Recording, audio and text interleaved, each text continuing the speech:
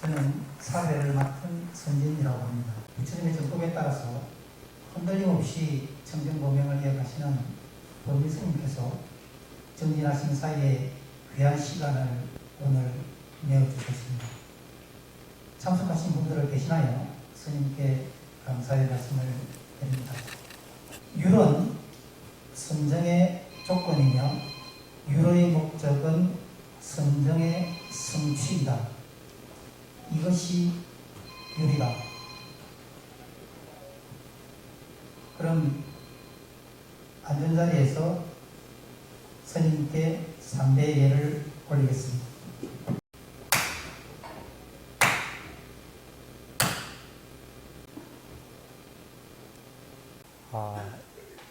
부산에서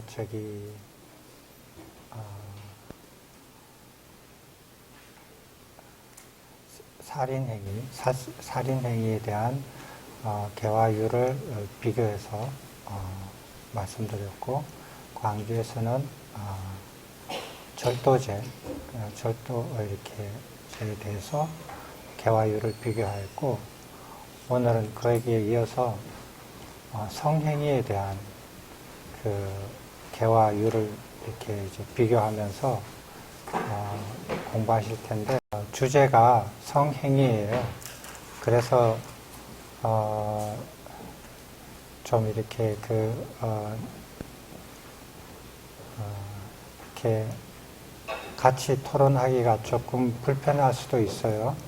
불편할 수도 있는데, 특히 이렇게 남성과 여성이 섞여서 같이 듣기에는 좀 불편하실 수가 있어요. 그렇지만은 남성분이 극히 작으니까 이렇게 잘 양해하시고 토론을 이렇게 해 나갈 텐데,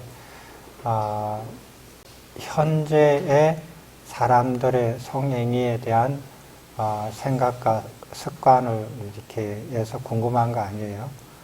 그런 거는 여러분들이 이렇게 응용해서 이해를 하시고, 2500여 년 전에 그 당시에 부처님의 살던 그 사회에서 성행위에 대한 어떤 생각을 가지고 계셨는지, 그리고 그것을 미루어서 무엇을 이렇게 배울 수 있고, 오늘에 대해서 그것을 어떻게 적용할 수 있는지, 그거에 대해서는 이제 한번 생각을 해보시면 좋은 주제가 될 것 같아요. 조금 이렇게 양이 많습니다. 다른 거에 비해서 복잡해서 조금 양이 많지만 조금 지루하지만 상세하게 같이 공부하도록 하겠습니다. 비구니 편하고 비구 편이 서로 다릅니다. 성행위에 대한 율에 대해서. 그래서 일단은 비구니 편은 저기 80쪽에 있고, 비구 편은 76쪽에 있습니다. 한번 같이 읽어보고 이렇게 토론하겠습니다. 제3조 성행위, 제정의 계기, 수단나의 성행위. 세존께서 라자가에서 4번째 안거를 마치고 외살리의 중각강당에 머무셨다. 어느 날 외살리에서 멀지 않은 갈란다카 마을의 부호 외아들인 수단나가 외살리를 방문하였다.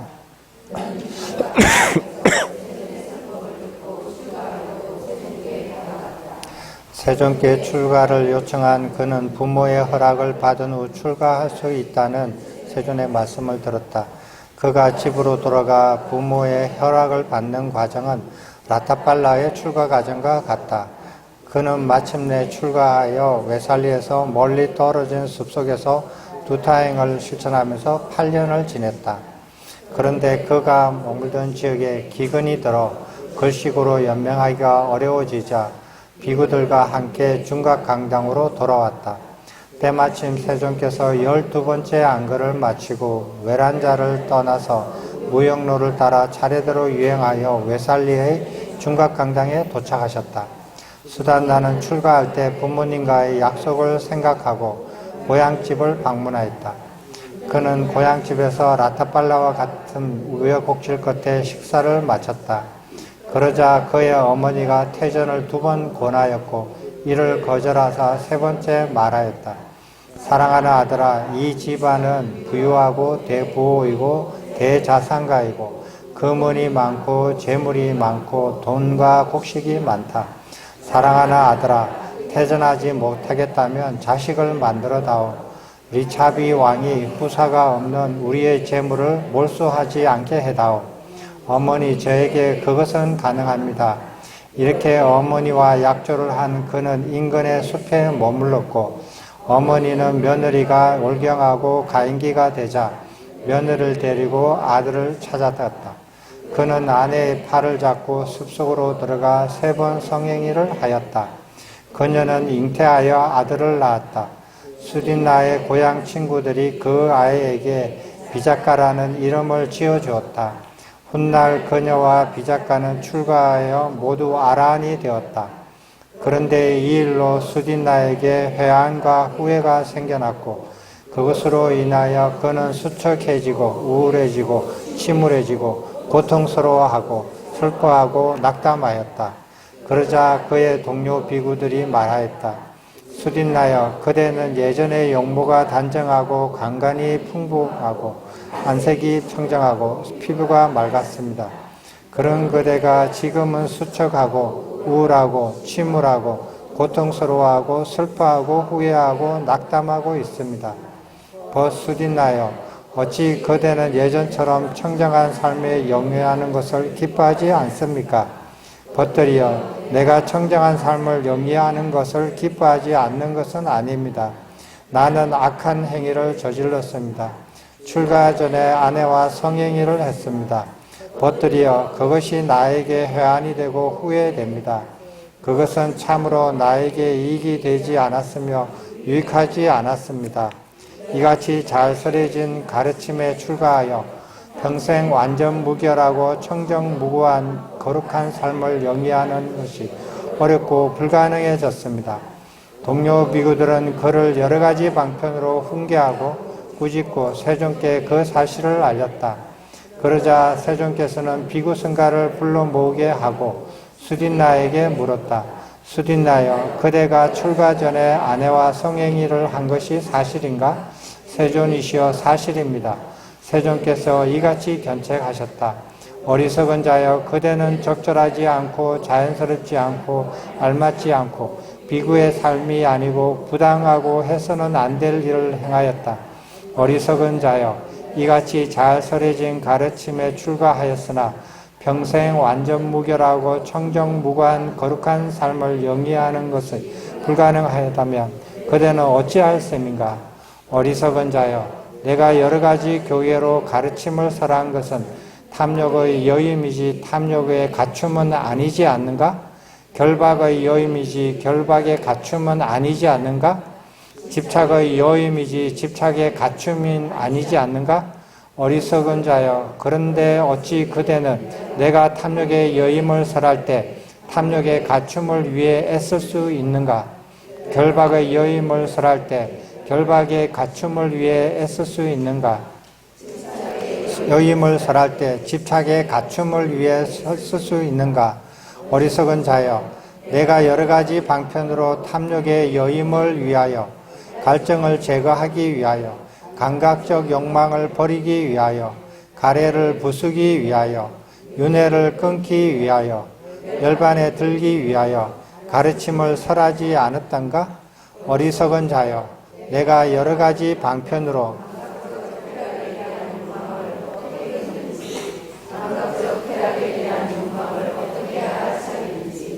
감각적 용에 대한 갈증을 어떻게 제어하는지, 감각적 쾌락에 대한 사유를 어떻게 제거하는지, 감각적 쾌락에 대한 열례를 어떻게 그치고 소멸하는지 설명하지 않았던가?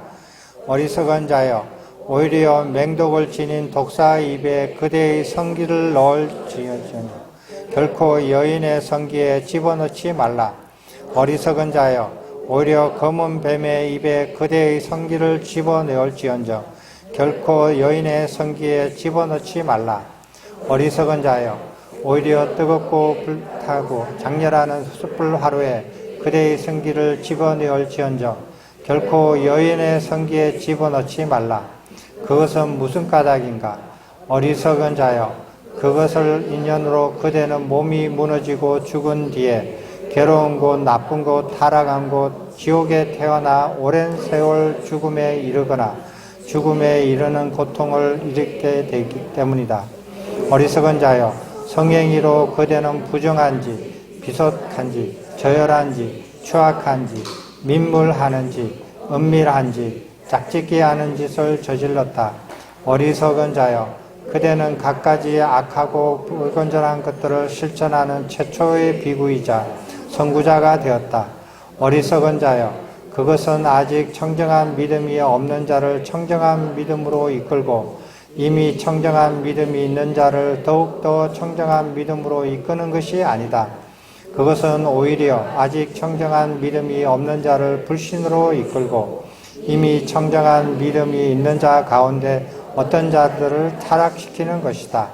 그리고 세존께서는 여러 가지 방편으로 수딘나를 질책하고 경책하고 견책하였으며 여러 가지 설법으로 탐욕을 여의고 만족한 일상생활을 칭송하고 오염원을 없애 악을 제거하는 삶을 칭송하고 칭송하셨다. 그리고 유를 제정하는 10가지 이유를 말씀하셨다. 비구들이여, 이와 같은 10가지 이유로 유를 제정하니 그대들은 유를 학습하여야 하며 학습한 유를 송출하여 지켜야 한다. 이러한 계기로 세존께서 성행위에 대한 율의 조항을 제정하여 송출하셨다. 암원숭이와 성행위, 수딘나의 일이 있고 난 후 웨살리의 중각강당 인근 구석에 머물던 어떤 비구는 여인과의 성행위에 대한 율이 제정되자 음식으로 숲속의 암원숭이를 유혹하여 성행위를 저질렀다. 그리고 그는 아침 일찍 걸식하러 웨살리로 떠났다. 그때 동료 비구들이 그의 거처로 다가가자 그 암원숭이가 비구들에게 다가와 꼬리를 흔들고 엉덩이를 흔들고 벌리면서 성기를 드러냈다. 비구들은 이 비구는 이 암원숭이와 성행위를 저질렀음이 틀림없다라고 생각하였다.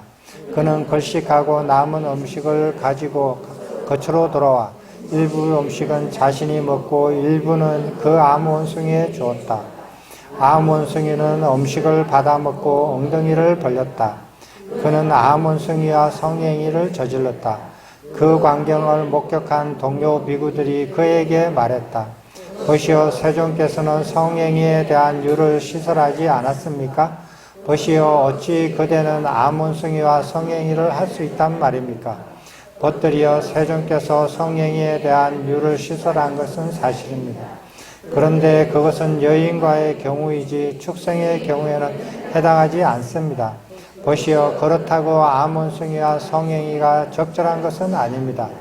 동료 비구들은 그를 여러 가지 방편으로 훈계하고 꾸짖고 세존께 그 사실을 알렸다. 그러자 세존께서는 비구 승가를 불러 모으게 하고 그에게 물었다.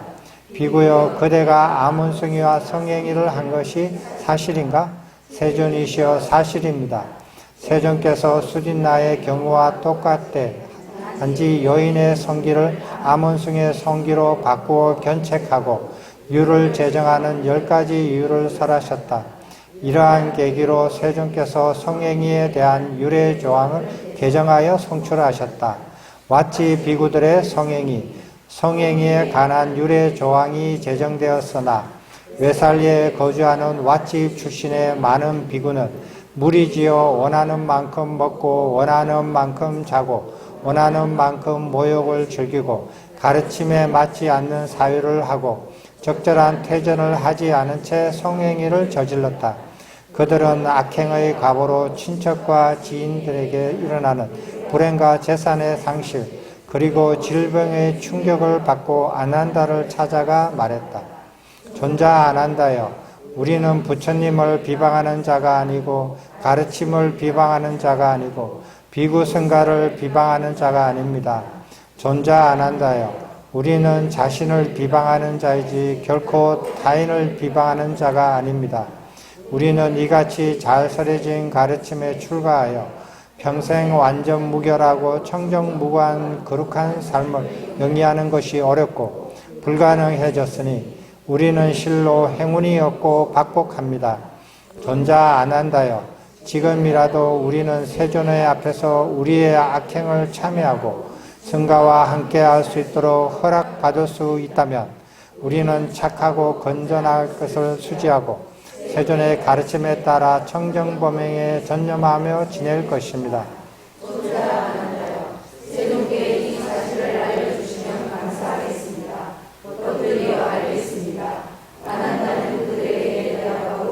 함께 다가가 자초지정을 말씀드리자 세존께서는 비구 승가를 불러 모게 하고 이렇게 말씀하셨다. 아난다여 열애가 왓지 사람들이나 왓지 아들들 때문에 이미 제정된 함께 살 수 없는 죄에 해당하는 율의 조항을 폐기하는 것은 도리가 아니고 가능하지 않다. 비구들이여 어떤 비구라도 적절한 태전 없이 성행위를 저질렀다면 그가 다시 출가하려고 하더라도 그는 여전히 함께 살 수 없어 그의 출가는 허락되지 않는다. 비구들이여 어떤 비구라도 적절한 태전 후 성행위를 저질렀다면 그가 다시 출가하려고 할 때 그의 출가는 허락된다. 이러한 계기로 세존께서 한 번 개정한 성행위에 대한 율의 조항을 최종적으로 제정하여 성출하셨다.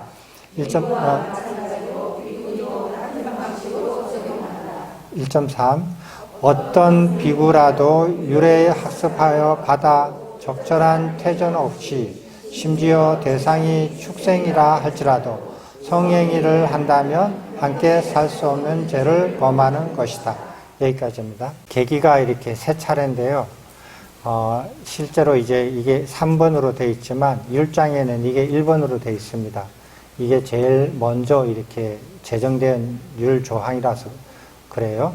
근데 저도 처음에는 이제 율장 차례대로 이것이 1번이니까 이것을 1번으로 해서 공부를 했어요. 그래서 이 율의 이 차례는 부처님이 제정하신 차례대로 이렇게 나가는가 보다 이렇게 생각을 했는데 좀 가다 보니까 그게 아니에요.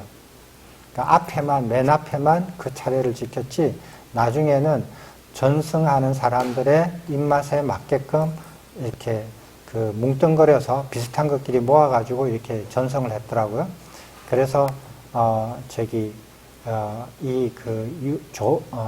그 율의 조목조목의 차례는 그거는 부처님이 정하신 게 아니다. 이거는 비구들이 전승하기에 편리하도록 만든 것이다. 라고 생각해서 그 조목의 차례들을 완전히 바꿨어요. 여기서는.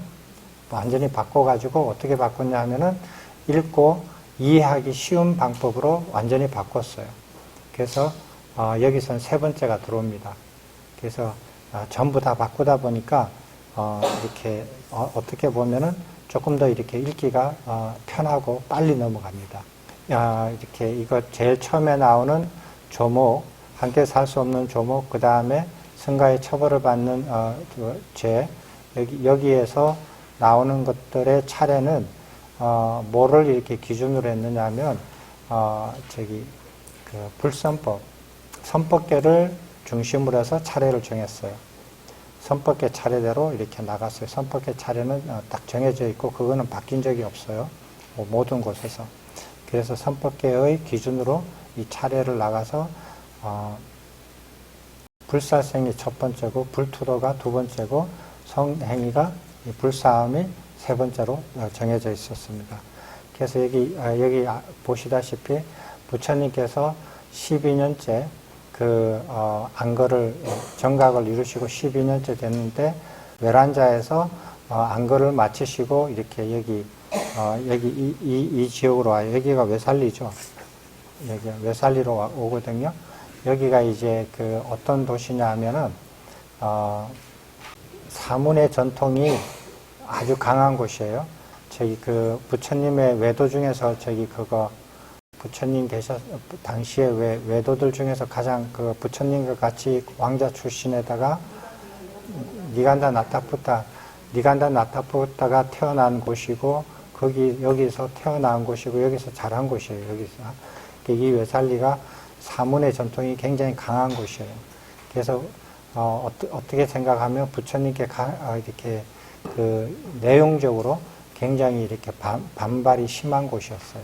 이 지역이. 그래서 이 지역에서 여기 이렇게 첫 번째 이렇게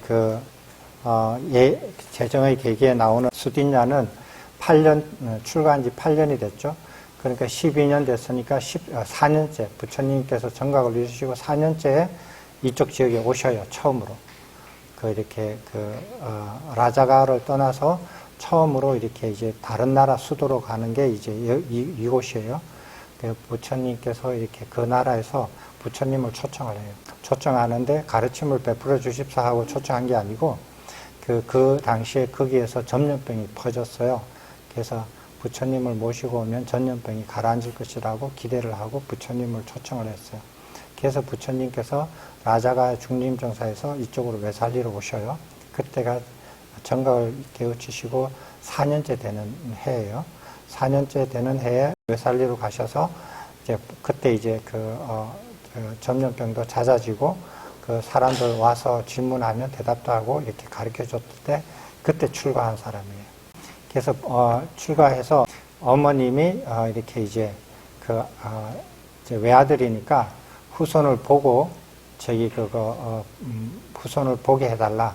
아니면 이 재산이 다 압류되니까 이렇게 뺏기니까 왕한테 후손을 봐달라. 이래가지고 이제 성행위를 하고 아들을 낳았어요. 그게 이제 계기가 됐고, 그 다음에 아몬성이가 있고, 그 다음에 세 번째 이거는 뭐냐면은 왓지 비구들의 성행인데, 이거는 이 지역 출신들의 사람들이 출가해가지고 비구가 되었는데, 이 비구들이 무리를 지어서 성행위를 해요. 이거는 무슨 소리냐면, 이 지역 사람들이 아까 전에 말씀드렸지만, 니간타 나타부타에 굉장히 강한 전통을 유지하고 있던 지역이거든요. 그러니까, 그게 뭐냐면은, 부처님을 이렇게 처음에 외도들이나 이렇게 사람들이 사문 꽃다마시여 이렇게 말씀을 하시잖아요. 그러니까 부처님께서 출가했을 당시는 그 사문의 이론이에요. 사문으로 출가하신 거예요. 사문으로 출가한 그 종교가 바로 니간타 나타푸타의 전통이 이어져 있는 그 종교예요. 그러니까 그 종교로 부처님께서도 처음에 출가하셨거든요. 그러니까 그 모습이었어요. 근데 이제 부처님께서는 정각을 이루시고 난 다음에 이렇게 이제 처음에 출가했을 때의 그 전통을 이렇게 다른 가르침, 그거와 다른 가르침을 펼치기 시작해요. 그래서 원래 사문의 전통의 가르침하고 부처님 가르침하고 이제 상충이 되기 시작하면서 이제 이렇게 많은 일들이 일어나는데 그때 그 사람들이 부처님의 가르침을 완전히 아직까지 흡수되지 않고 사문의 전통이 굉장히 강한 상태에서 그 사람들 입장에서는 어떻게 보느냐 하면 옛날식의 니간타 나타푸타는 옛날의 사문의 전통을 이어받은 이렇게 종교고 자기들이 가지고 있던 종교였고 부처님은 거기에 출가하신 분인데 나름대로 깨달음을 이루셔가지고 사문에서 나름대로 깨달음을 이루셨는데 전통적인 사문과 약간 다른 가르침을 설하시는 그 신흥 종교라고 본 거예요. 그래서 이 사람들이 출가를 하는데 전통 니간타 나타부타에 출가하지 않고 이렇게 부처님 쪽으로 출가를 했는데 무리를 지어서 출가를 해가지고 그 무리들이 부처님의 그 가르침대로 따르지 않고 세월의 이렇게 변화에 맞춰서 새로운 신흥 종교에 출가를 했는데 자기네 훈습해서 생활 습관은 옛날의 사문의 전통을 따라서 하는 거예요. 그래서 자기들이 무리를 지어서 성행위를 한 거예요. 성행위를 했는데, 그러니까 사문의 그 당시 무리에는 그렇게 하더라도 눈 감아줬다라는 거예요.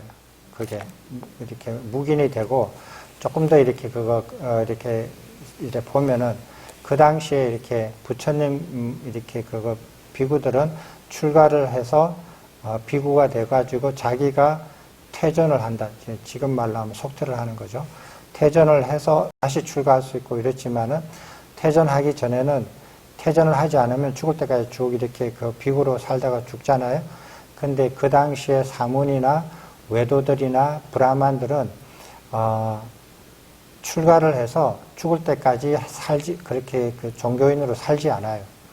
자기가 기한을 정해서 자기가 원하는 기간 동안만 출가 생활을 하고 다시 집으로 돌아와요. 돌아오는 생활을 해요. 브라만들도 그랬고 사문들도 그랬고 저기 그 외도 이렇게 고행하는 사람들도 그렇게 했어요. 그렇게 고행을 출가했을 때부터 죽을 때까지 하면 빨리 죽죠. 근데 그 사람들이 출가를 정해진 날짜 동안, 그러니까 1년이면 1년, 3년이면 3년, 100일이면 100일. 요 기간 동안에 자기들이 이렇게 그 고행을 하고, 그리고 마치면 집으로 돌아와서 다시 회복하고, 이런 삶을 살았어요. 그러니까, 이 청정의 개념이 조금 이렇게 무너진 상태라고 봐야 돼요. 그 당시에. 그래서 이제 그것을 보고, 근데 이제 그렇게 했더니, 이 사람들이 성행위에 대한 어떤 에 대한 자기들이 어떤 불이익을 본 게 아니라, 여기에 나오면은 자기들의 친척과 지인들에게 그 불행과 재산의 상실, 질병이 일어나는 거예요. 그걸 본 거예요. 그러니까 우리 무리가 있는데 이 무리들이 같이 어울리면서 성행위를 하고 돌아다녔는데 근데 우리들은 괜찮은데 이 사람들의 친지들과 지인들이 질병이 생기고 불행이 생기고 재산을 잃어버리는 것들이 보이기 시작한 거예요.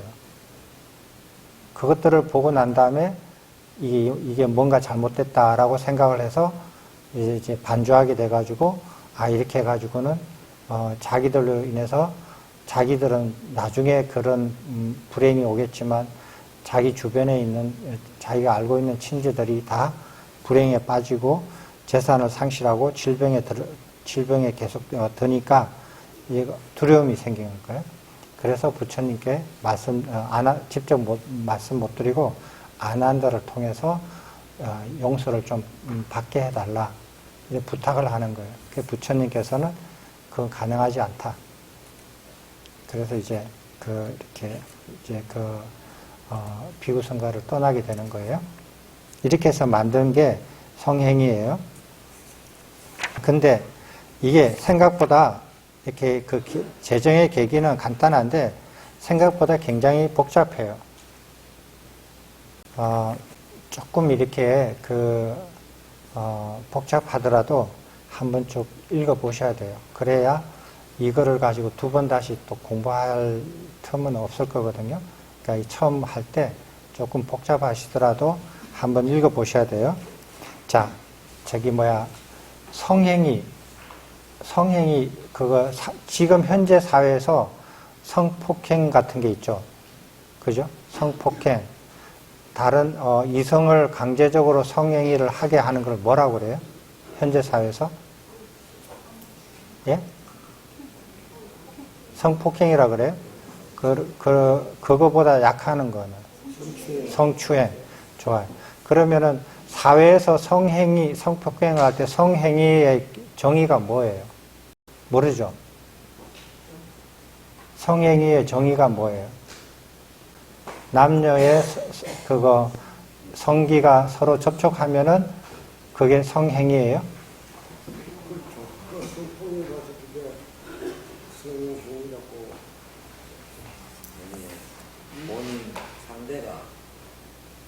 내가 상대에게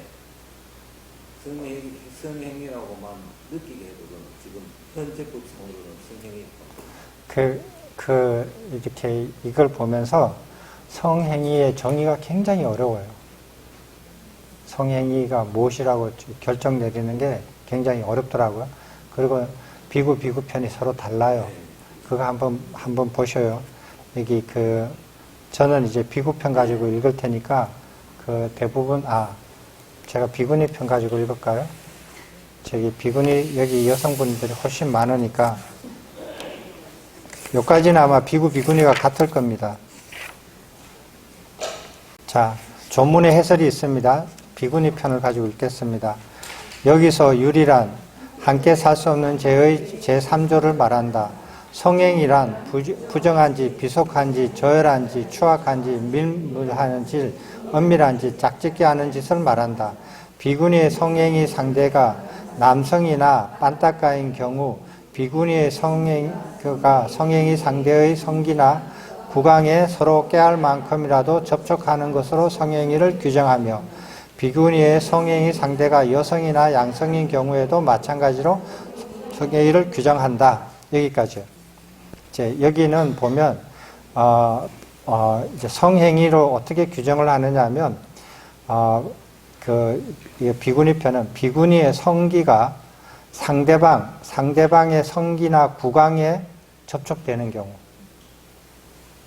그렇게 되는 경우에요. 이 정의를 정확하게 기억하셔야 돼요. 여기 비구는 어떻게 되어 있냐면,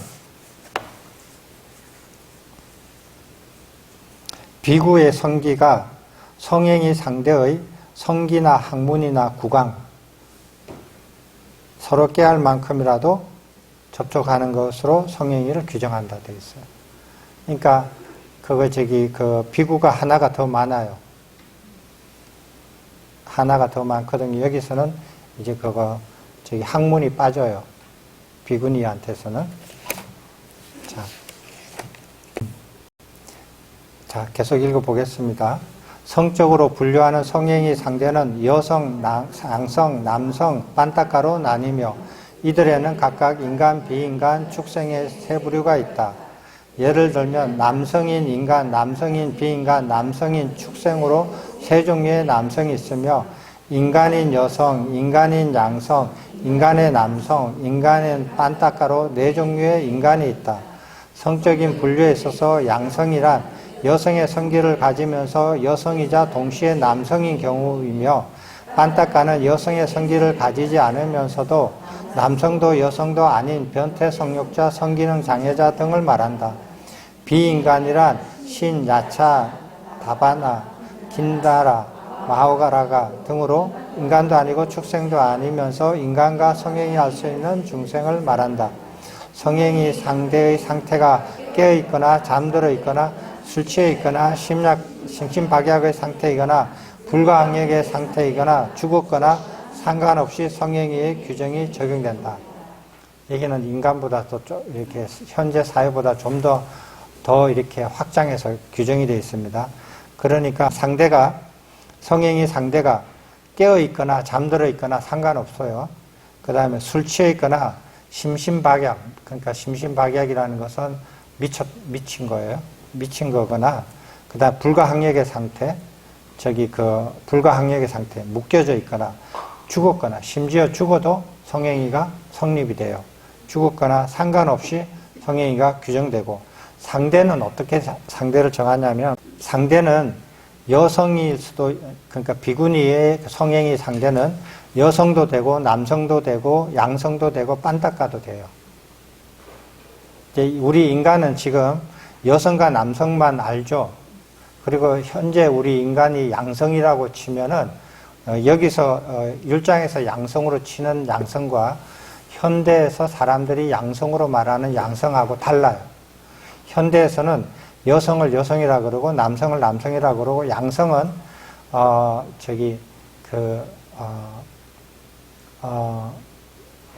성기가 남성이 있던 남성의 성기를 가졌던 여성의 성기를 가졌던 상관없이 성적 치유가 남성과도 성행위를 하고 여성과도 성행위를 하는 여성 혹은 남성 다 양성이라고 쳐요. 그죠?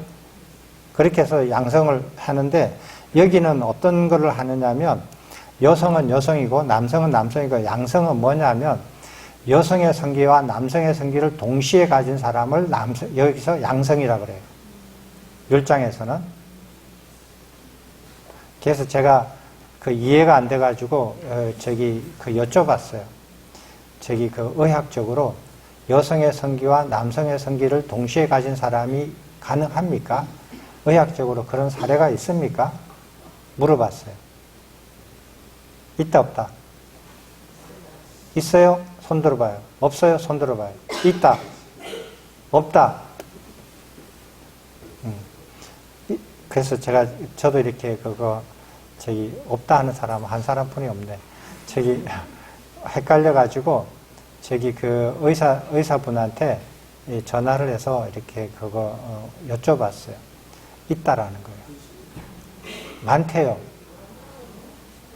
그래서 그럼 그 사람들은 어떻게 삽니까? 그래서 이제 그 옛날에는 뭐 방법이 없죠. 그냥 그렇게 살아야 되지만 현대에서는 그 중에서 이제 잘하면서 이렇게 본인이 원하면은 수술을 해서 둘 중에 하나를 선택할 수 있대요. 그래서 정의가 좀 달라요. 여기 빤따까는 뭐냐면 지금 빤따까는 현대에서는 인정이 안 되는 거거든요. 그런 걸 이렇게 이름이 없어요. 현대에서는 인간을 여성, 남성, 양성 이렇게만 나누지 빤따까라는 이름은 없거든요. 이 개념은 뭐냐면 여성이 아니에요. 남성도 아니에요. 남성의 성기도 없고 여성의 성기도 없어요. 그래서 남성의 성기, 여성의 성기를 동시에 가지지도 않아요. 그런데 성행위를 못하는 거 아니에요. 사람은 사람인데 성행위를 할 수 있어요. 그런 사람을 여성도 아니고 남성도 아니고 양성도 아니고 빤따까라 그래요. 지금은 이름이 없어요. 그래서 여기 설명으로 보면은 이렇게 성기능 장애자들 이런 유형의 사람들이 있대요. 그런 사람을 빤따까로 해요. 그리고 이제 또 이렇게 성행위의 대상에는 인간이 있고 축생이 있어요. 인간과 축생은 사람들이 이해를 해요. 비인간은 뭐냐는 거야. 비인간. 옛날에는 비인간들하고도 성행위를 했다 이거예요. 그러면 비인간이란 뭐냐?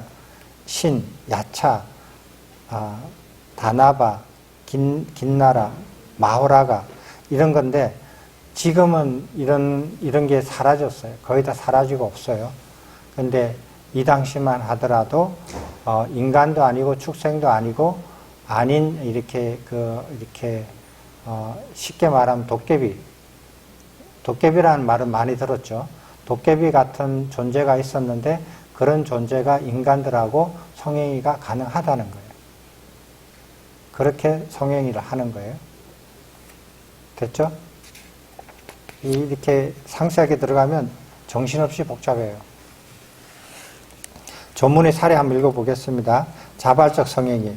만약 비구니가 성적 욕구를 일으켜 성기를 인간의 남성 성기나 구강에 서로 깨할 만큼이라도 접촉하면 함께 살 수 없는 죄를 범하는 것이다. 강제적 성행위.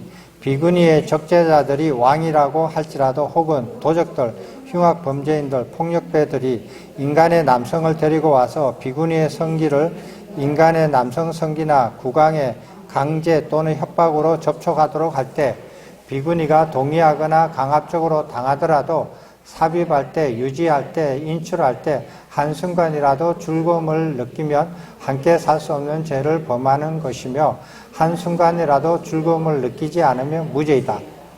이제 강제적으로 이제 지금으로 말하면 성폭행을 당하는데 여기에 이렇게 아주 상세하게 설명이 잘 되어 있어요. 삽입할 때, 유지할 때, 인출할 때 한순간도 강제적으로 당할지라도 즐거움을 느끼지 않으면 무죄예요. 그런데 한순간이라도 즐거움을 느꼈다면 그거는 유죄예요. 그래서 함께 살 수 없는 죄를 범하는 거예요. 그 다음에 잠들었을 경우 어떻게 하는가 한번 보세요. 상기 1항과 2항의 경우 비구니의 성기가 감싸였거나 노출됐거나 상대의 성기가 감싸였거나 노출됐거나 상관없다. 여기서 인간의 남성과 마찬가지로 비인간의 남성과 축생의 남성에도 똑같이 적용되며 남성과 마찬가지로 빤따까 여성, 양성에도 똑같이 적용된다. 또한 인간의 남성이 깨어있을 때와 마찬가지로 잠들어 있거나 술 취했거나 심신박약의 상태이거나 불강력의 상태이거나 이미 죽은 상태이거나 상관없이 똑같이 적용되며 이것은 인간의 남성처럼 다른 성행위 상태에도 똑같이 적용된다. 여기는 잠깐만요. 여기는 그러니까 비구니가 남성하고 성행위만 성립이 되는 게 아니라 비구니가 여성하고도 성행위가 성립이 되는 거예요. 정의에 따르면 대상이 남성한테만 이렇게 제한되어 있는 게 아니에요. 여성도 가능해요. 그리고 유격, 무격이 있는데 이건 무슨 소리냐면 옷을 입었다든지 내가 옷을 입었다든지 상대가 옷을 입었다든지 상관없다는 거예요. 옷을 입고 벗고에 상관없이 성행위가 규정돼요. 그 다음에 시신과의 성행위. 인간의 남성이 죽었으나 시신이 아직 파괴되지 않은 상태와 대체로 파괴되지 않은 상태는 살아있는 경우와 똑같이 적용한다. 이때 시신의 성기나 구강에 비구니의 성기가 도달하면 함께 살 수 없는 죄를 범하는 것이며 비구니의 성기가 도달하지 않으면 미수죄를 범한 것이다. 시신이 거의 파괴된 경우는 비구니의 성기를 시신의 성기나 구강에 삽입할 때, 유지할 때, 인출할 때 한순간이라도 즐거움을 느끼면 미수죄를 범하는 것이며 한순간이라도 즐거움을 느끼지 않으면 무죄이다. 여기서 인간의 남성과 마찬가지로 비인간의 남성과 축생의 남성에도 똑같이 적용되며 남성과 마찬가지로 반딧과 여성, 양성에도 똑같이 적용된다. 자, 여기서는 시신인데 시신이 죽었어요. 죽었는데 시체가 이렇게 형체가 완전히 없어질 만큼 파손되기 직전이에요. 직전이면은 그때도 똑같이 성행위가 성립이 돼요. 그런데 시체가 완전히 형태가 이렇게 없어질 정도로 오래됐다, 썩었다, 파손이 됐다. 그러면은 한 단계가 늦어져요. 한 단계가 낮아져서 미수죄에 해당이 돼요. 미수죄에 해당이 되고, 그 다음에 성행위 피해자. 깨어있거나 잠자는 비구니가 성행위를 당할 때 그 비구니가 한순간이라도 즐거움을 느끼며 함께 살 수 없는 죄를 범하는 것이며 한순간이라도 즐거움을 느끼지 않으면 무죄이다. 이때 비구니를 성행위한 자가 성혼에 함께 거주하는 식차마나 사마니, 출가수습생 또는 정인이면 그는 성혼에서 함께 거주할 수 없다. 그런데 성혼에서 함께 거주하는 식차마나 사마니, 출가수습생 또는 정인이 비구니로부터 성행위를 당하면 비구니와 마찬가지로 그가 한순간이라도 즐거움을 느끼며 함께 살 수 없는 죄를 범한 것이며 한순간이라도 즐거움을 느끼지 않으면 무죄이다. 그가 함께 살 수 없는 죄를 범하면 성혼에서 함께 거주할 수 없다. 이거는 무슨 말이냐면 비구니율은 비구니한테만 적용이 돼요. 근데 이 성행위에 관련되어 있는 상대가 비구니가 아닐 경우는 어떻게 하느냐 하는 소리예요. 비구니가 아닌데, 비구니가 잠을 자고 있는데, 이렇게 성폭행을 한다. 자고 있는 비구니를. 그럴 때, 한순간이라도 즐거움을 느끼지 않으면 무죄되고, 한순간이라도 즐거움을 느끼면 이렇게 자다가도 성폭행을 당해도 그것도 유죄예요. 자고 있으니까 무죄 아니냐 이거 없어요. 기준은 자고 있느냐 안 자고 있느냐가 기준이 아니에요. 한순간이라도 즐거움을 느끼냐 안 느끼냐요. 이게 세상하고 달라요. 세상하고 다른 거예요. 그 다음에 근데 이제 성행위 상대자가 식차만하거나 사민이거나 출가수습생으로서 절에 사는 여성일 경우, 그 다음에 정인일 경우, 여성 정인일 경우 어떻게 하느냐. 그 정인이 성행위 상대였다. 똑같이 적용이 돼요. 그래서 이 사람들은 비구니가 아니라서 비구니율이 적용되지 않지만 비구니하고 성행위의 상대가 됐다면 이 사람들도 비구니하고 똑같이 적용을 해서 이 사람들도 성폭행을 당하든 자기가 자발적으로 성행위를 하든 상관없이 죄를 성행위에 유죄가 되면 성혼에서 떠나야 돼요. 같이 살 수 없어요.